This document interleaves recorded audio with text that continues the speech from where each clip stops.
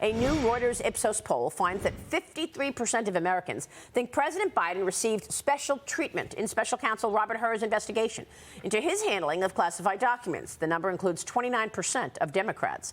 Hur said that he would not recommend criminal charges against Biden, in part because he doesn't think he could convince a jury to convict, quote, an elderly man with a poor memory.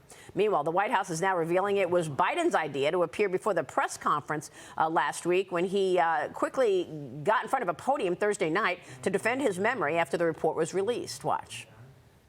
Was it the president's idea to come up? It was the president's idea. Yes, he wanted to. It was his idea. And how forceful was he when he came out and he said look, he wanted to do it that time? I mean, you saw the president out do this, make a statement, take questions from all of you because he wanted to do it. Did anyone advise him against it?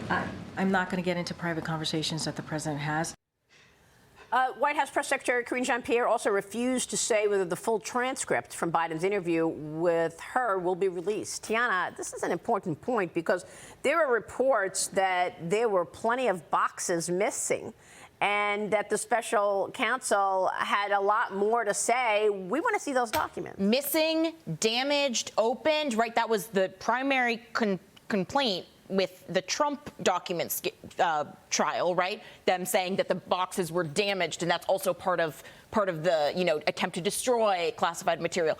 Look, this is the worst possible political outcome for Joe Biden because it is giving the mainstream media not just the green light, but the mandate to cover what the rest of us have all seen for years, which is that this is a man that is senile beyond normal aging. Without diagnosing him, this is clearly beyond what, we see in our grandparents when we take away the keys and say, okay, grandpa, it's time you need help. But lost in the senility defense, the idea that Biden is unfit to stand trial because he's literally so mentally incompetent, is the fact that Robert Hur found that Biden did the exact same thing that prosecutors claim and have indicted President Trump for, willfully retaining classified documents, right? Everyone can accidentally take a classified document, right? Keeping it when the authorities keeping it for years, when you have, look, the ghostwriter deleted his transcripts and his audio recordings with Biden after he was contacted by the special counsel. What was in those? And if they really want to exonerate Biden, if they're saying, oh no, he was sharp as a tack, he totally complied, he didn't willfully retain the documents, they can release the transcripts. It says everything that they will not. And by the way, Ron Johnson of Wisconsin and Chuck Grassley of Iowa sent a letter to Hur. They say that Hur missed 9 boxes of documents, potentially marked classified. This is according to the Federalist, who has Ron Johnson and Chuck Grassley quoted saying all of this. President Biden is refusing to take any questions. Yesterday in that press conference, he would not take any questions following his explosive press conference Thursday night. Here's what he had to say during this White House address yesterday. Watch this. Before we begin, I'm going to make this statement, let it stand on its own. I'm not going to take any questions, but I'll be taking questions tomorrow and the next day. But I don't want anything to get in the way of the statement. I promise I'll come back and answer questions later. Thank you. Yeah, but in that press conference, he said, do you want to stand on the side of America or do you want to stand on the side of Trump? What? Yeah, I don't understand how that's the juxtaposition that he's trying to make there. But look, you've seen the polling that's come out since all this happened. 86% of Americans are concerned about Joe Biden's age. Well, you saw 53% of Americans are concerned that he had special treatment. But when you look at how people look at the overall system, 69% of Americans believe the system is rigged to benefit the elite and the elite ruling class. And so this is just one more piece of evidence that support that. Only 4% of Americans say that the political system works for them. It is really designed to benefit certain people. We are in a crisis in this country of trust in our government and the system to work for all of us. And it is absolutely Trump's narrative of saying that there's a two-tier system of justice, that things are not right, that we need to fight back, is one that resonates so deeply because this is exactly why. This is what the American people are seeing, and this is their reaction, and it's not at all surprising. I don't know if it's necessarily the elites or it's Democrat leadership. It seems like Democrat leadership gets away with everything.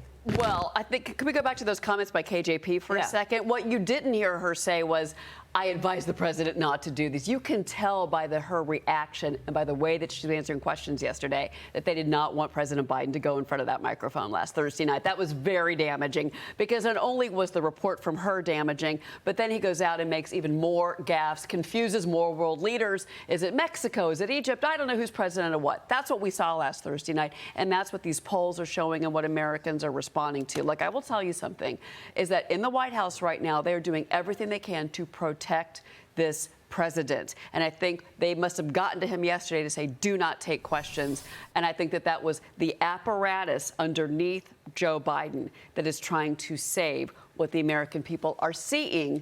To Tiana's point, you have someone that with diminished facility. Well, I mean, I don't understand how you make the case that you're too feeble to prosecute, but you're just fine to run the free world. It's the same playbook. It should go back a century ago. It's the same playbook that Democrats used to protect Woodrow Wilson, same playbook they used to protect FDR. I mean, there's a reason why Truman had to drop the A-bomb knowing nothing about the implications, because Biden cannot be seen as preparing a successor. That is the only way he keeps his head. Kamala Harris was intentionally probably the worst VP pick since Andrew Johnson, right? And Kamala how Harris did they was come up with chosen. Kamala Harris, right? Because I asked President Trump when I interviewed him last week, what's the criteria that you're using to come up with your running mate? And by the way, his answer surprised me. He said, there's only one thing. Is that person ready to step in and become president? Because things happen, emergencies happen. That's not, I don't think that's the criteria that Biden and the Democrats used to choose Kamala Harris. They wanted to check boxes, didn't they? There was a level of self-awareness in Trump's answer, right? Trump is much younger than Biden, but he's still in his 70s. Biden always wanted to choose a weak candidate, someone that they couldn't say, you're going to be a lame duck president and we're just going to put them in for the second term. And also he promised Jim Clyburn a black woman. And unfortunately, there was only one black woman in the Senate, and it's unfortunate that it was Kamala Harris. Who wanted Kamala Harris was Barack Obama. Yeah, that's right. Let's be honest. Well, I mean, I think Barack Obama also wants Susan Rice up there, but she was leading aid for a long time. Now she's leading the campaign. And now they're leaking against each other. They're leaking against each other. Oh, yeah, they're turning on one another now.